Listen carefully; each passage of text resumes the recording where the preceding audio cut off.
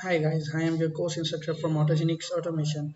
So in today's lecture, we are going to talk about analog signals and how we can use, why we need analog signals and how we can program analog modules, analog input modules, analog output modules, and how we can simulate them on TIA motor. So first we will discuss the agenda for our today's lecture. The agenda for our today's lecture is introduction to analog signals. Then after that we will move towards how PLC deals with analog signals. Okay. In introduction to analog signals, we will talk about what are analog signals and what types of analog signals we are using in our industry. And how PLC deals with analog signals, we will understand how my PLC will understand that this is my analog signal and how it will transform it. And then we will discuss use of norm-x blocks and scale-x blocks. And after that, we will do the programming of analog input and output modules. Okay, then at the end, we will simulate it on our TIA project. So first we will discuss what are analog signals. In simple words, you can say the signals which are continuous in time and continuously varying and continuous in time are called analog signals. So here you can see you have analog signals.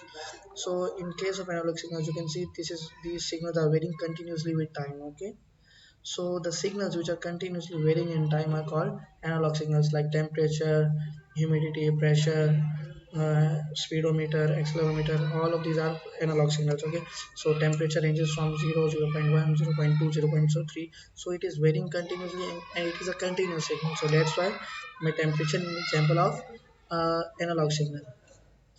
So next we will discuss what type of analog signals we are using in our industry. In our industry, we are using proximity sensor, a sensor which is used to detect the presence of nearby objects. So this is also an example of analog signal. Temperature sensor, whether we are using RTD or thermocouple. So this is also an example of analog signal.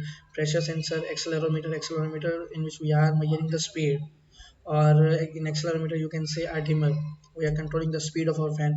Both of these are the examples of analog signals. Flow meter, light sensors or sound sensors, all of these are examples of analog signals. So till now we have discussed what are analog signals and what type of analog signals we are using in our industry. Now we will discuss how my PLC deals with such type of signals. So my PLC, all of these are my physical parameters like temperature, humidity, pressure, or speed, or any other parameters. These are called physical parameters. But my PLC does not have any idea about these physical parameters. That like my PLC does not know what is temperature, humidity, or pressure. It only knows about current and voltage. So first we have to understand how my PLC deals with such signals, how my sensors transform these physical parameters to such a value that my PLC can understand, because my PLC can understand only current and voltage. Okay, so my sensor translates this value to 0 to 10 volt or 4 to 20 milliampere. Okay, so this value, not the physical parameters, are transmitted to my analog modules. These values, which are from either voltage, in the form of voltage or in the form of current, are transmitted to my analog module. Okay, then my analog module has ADC converter, analog to digital converter. Okay, so it converts that value uh, to 0 to 2, between 0 to 27648. Okay, so this is how my PLC deals with analog signals. Now we will understand use of. So normalized block is used to transform the analog signal, the analog value, the continuous value, which we are getting from the sensor. Then we are transferring this value and normalizing it to the range between 0 to 1. So the value we can get from the after the conversion A to DC converter, ADC conversion, which is analog to digital converter, the value will be in range between 0 to 27648. This is for Siemens PLC. Okay, in between these values I am getting the value from my sensor. Then on the basis of minimum and maximum value, my normalized block is normalizing my values between 0 to 1. So here you can see this is my normalized block. First I have to specify the minimum value, which is 0, and maximum value, which will be 27648. And this is the value I am getting from my sensor after ADC conversion.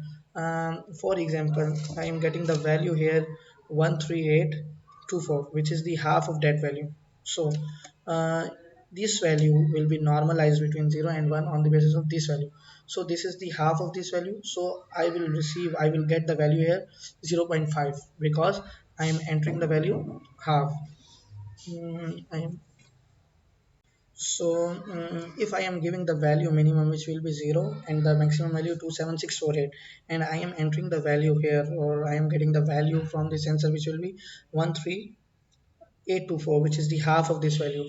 So because it has to normalize my value between 0 and 1 on the basis of these values, so because this is the half of this value, so I will get 0.5 here. I will get 0.5 here. Okay, so here you can see I am giving the value between minimum and maximum at my input. So the horizontal line, this will be at horizontal x-axis, this will be my input, and it is normalizing my value on the basis of minimum and maximum value between 0 and 1. So this will be my output vertex, you can say. Okay, so what my normalized block do, it normalize the value on the basis of minimum and maximum value between 0 and 1. So we will learn about normalized x and scale x blocks, because these two blocks are very much important for the programming of analog input modules and analog input and output modules. So the next one is scale x blocks. Scale x blocks is used to take normalized value and convert them to corresponding engineering units. Here value on the basis of on the input pin value, we are giving a normalized value here, and on the basis of this minimum and maximum value, it will give us the output. Here you can see on x-axis we are giving the value between 0 and 1, which will be the normalized value, and on the basis of minimum and maximum value, it is scaling that normalized value on the basis of that minimum and maximum values, you can see, on to corresponding engineering units. Like I have entered 0.5 here, 0.5 here, and I have used 0 to 70, minimum value of 0 and maximum value of 70. So the half of 0 to 70 will be 35. So the value I am getting here at the output will be 35. I can repeat again for you guys. So if I am giving the value at minimum 0 and at maximum 70, the value the normalized value at that value pin is 0.5. So what will be the half of 70? 35.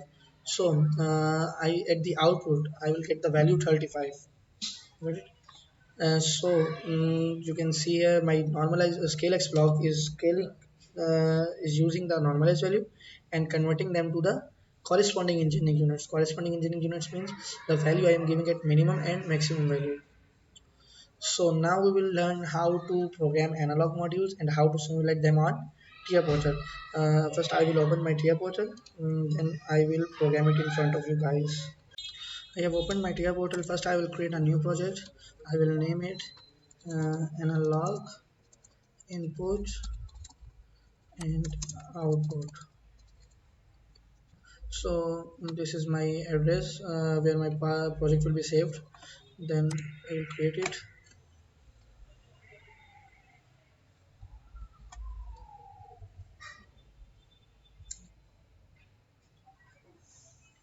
Now I will add a new device to my PLC.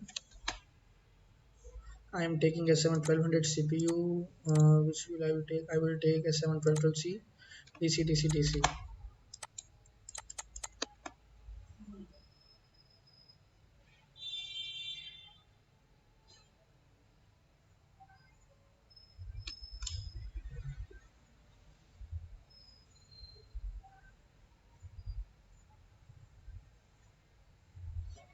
So you can see here my CPU has been added. So now I have to add 200. Okay, so this is my CPU, which will be CPU 1212C DC DC DC.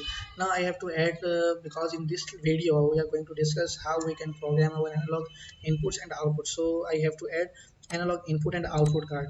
I will add this analog input card. So S71231, here you can see this is analog input. To add this card, you just have to go to hardware catalog and click on analog input, and you can take 4 channel input card, 8 channel, or any of input analog input card, which one you want to add. So now I will add my analog output card for AQ. This is for analog output card. I will add this card here. Okay, so I have added analog one card for analog input and one card for analog output. Okay, so now we will do the programming of these cards. Okay. First, I will check the address. You can say channel address for each card. So here you can see this is showing me analog input, and this is the analog input channels. So I will check the address. So the address for this card for analog input channel for the address for channel 0 will be IW96. So the input pin for this card I am using will be IW96, and for channel 1 IW98, for channel 2 IW100, for channel 3 IW102. Now I will check the address of analog output module. So this is a two channel analog output module. So here you can see this will show me two channels only, analog channel 0 and analog channel 1. The address for analog channel 0 is QW112, and for analog channel 1 will be QW114. For programming of PLC or analog input modules, I have to go to program blocks, then to main blocks.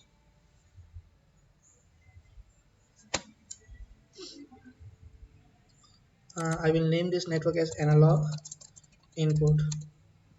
Okay. Mm,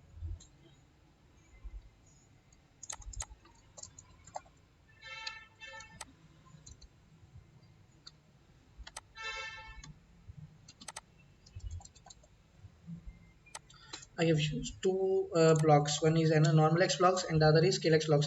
We have already discussed the use of both these blocks. So now we will just use it. Minimum value 0, the maximum value 2764, 27648. Okay. So now I will set its type input int to real. Okay. So I am giving here the value at value. The input parameter at the value pin is the value I am getting from the sensor, but here we are simulating it for the simulation purpose. We will enter it by ourselves. Okay. So I am just entering here 13. I am just entering here QW90 IW96, sorry, IW96, the address of my analog input channel 0. Okay, so I am getting the value here in MD50, which is my memory bit. Okay, then I am scaling this value to my corresponding engineering units. Let's suppose I am taking this unit from 0 to 70 or 0 to 100. Let's suppose I will take 0 to 100. Okay, so here I am giving MD50 as input. Okay, from real to real, MD 16. Now first I will compile it. This is the whole programming for analog input channels. Okay, but I am just on the basis of these values 0 to 2W27648. Okay, it will normalize this value between 0 and 1. Okay, then I am using this normalized value and scaling it on the basis of this value 0 to 100. First I will compile it and check whether my program has errors or not. Okay, so it is showing me 0 errors, 0 warnings. Now I will simulate it. For the simulation I will start simulation here. Okay.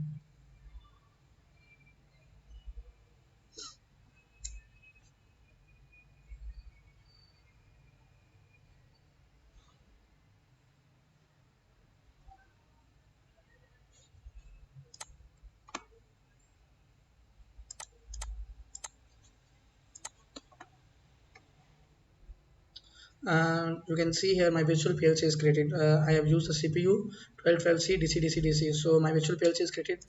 For the simulation, just click on this button.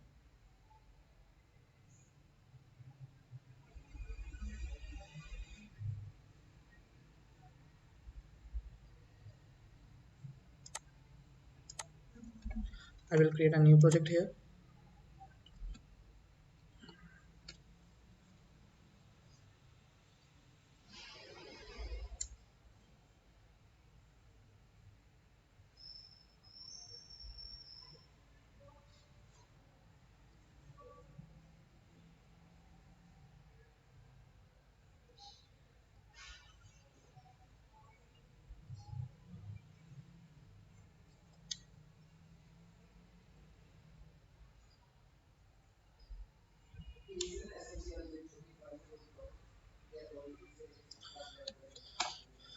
So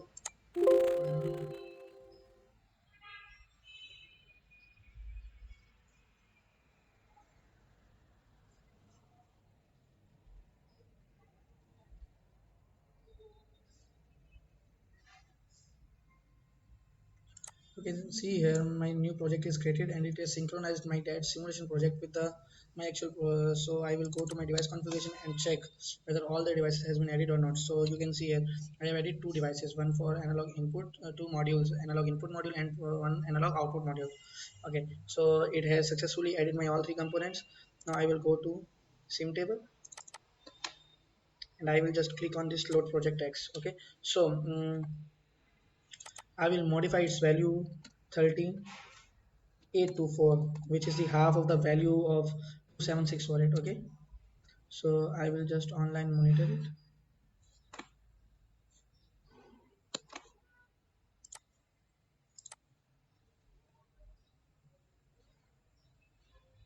So you can see here the value I have added here is 13,824. So because this is the half of this value, so it is showing me 0 0.5 because 0 to 1, the half of 0 to 1 is 0 0.5. Okay, then I am taking this normalized value 0 0.5 and scaling it on the basis of this value 0 to 100. So the half of 0 to 100 is 50. Got it? So this is how my scale x blocks and normal x blocks works, and this is all the programming of my input analog input module. I can change this value here. I can change this value to the quarter of 27648. 27648 divided by 4, which is 6912. So now I will add 6912 value here. Okay, and check whether 6912. Okay, so now I will, okay, so you can see here, so now it is showing me 0.25. The fourth, one fourth of 100 is 25. So 0.25% of 100 is 25. So it is showing me the value here 25. Okay, so now we will do the programming of analog output module.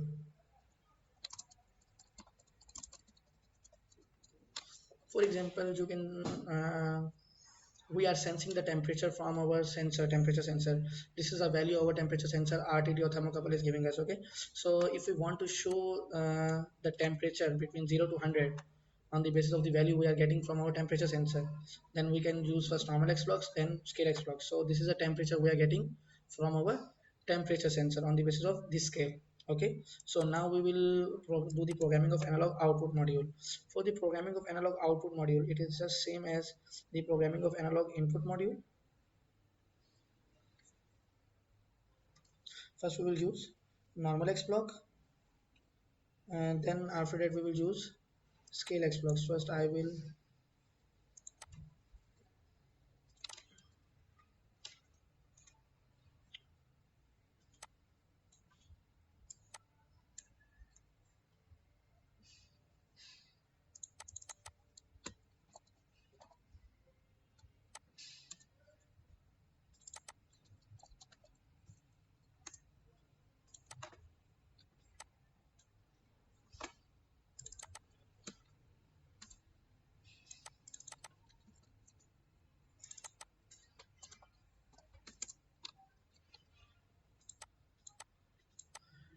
here I am using the value MD60. Okay, and I am normalizing it on the basis of 0 to 100. Okay, so MD60 is 0.25. Okay, so it will give me the value 0.25. So if I normalize 25 from on the basis of 0 to 100, it will give me 0.25 here at my output. Okay,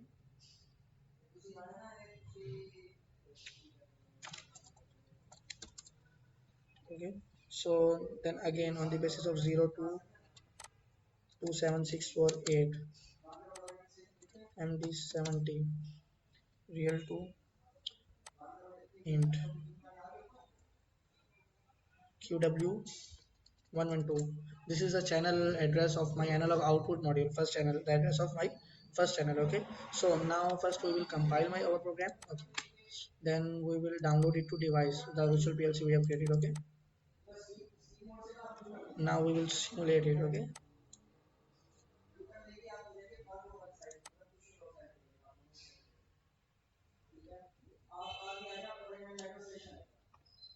so now you can see here the value we are getting here is 25. Okay, so for 25, when it will normalize the value 25 between 0 and 100, so the value will be normalized value will be 0.25. Then we are again sending this value to scale x blocks and scaling it on the basis of this original value. Okay, 0 to 2 7 6 4 8, so it is showing me the value 6912. Okay, so this is the programming for my analog output module. This is all for our today's lecture. I hope you all have enjoyed our today's lecture. In this lecture we have learned what are analog signals, what analog signals we are using in industry. Okay, then after that we learned how my PLC deals with analog sensors or analog signals. Then we will learn how we can use what is the purpose of or what is the use of normal x and scale x blocks. Then after that we will do the programming of analog output and input module and simulate it in on PLC or TIA portal. Okay, so this is all for our today's lecture. Goodbye and see you in the next video.